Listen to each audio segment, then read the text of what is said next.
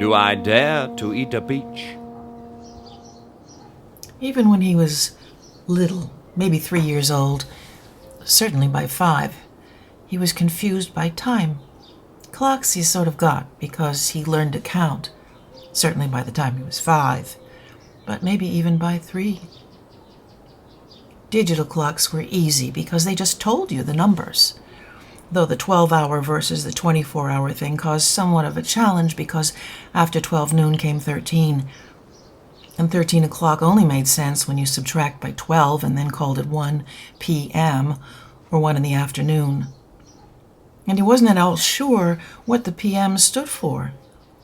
But a.m. was pretty easy because that just meant after midnight, a.m., though he could only stay up after midnight once a year, and that was on New Year's Eve, which introduced the whole year thing, and years were really confusing when you were 5 or maybe 3.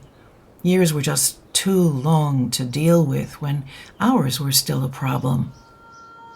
In the halls the women come and go, speaking of Michelangelo. Sure, by 5 or maybe 3, he had the digital clock thing mostly figured out, except for p.m. But then what about those clocks with 3 hands? The second hand, the minute hand, and the hour hand.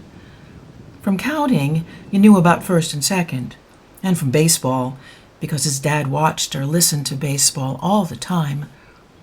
Except that year, there wasn't any because of the pandemic thing. By then he was 14, or maybe 13. He couldn't quite be sure because that took place so many years ago. So here he was at 84, or maybe 83.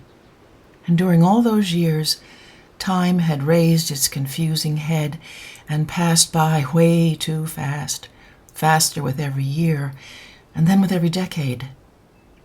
He figured that time thing out when he was about 55, or was it 45?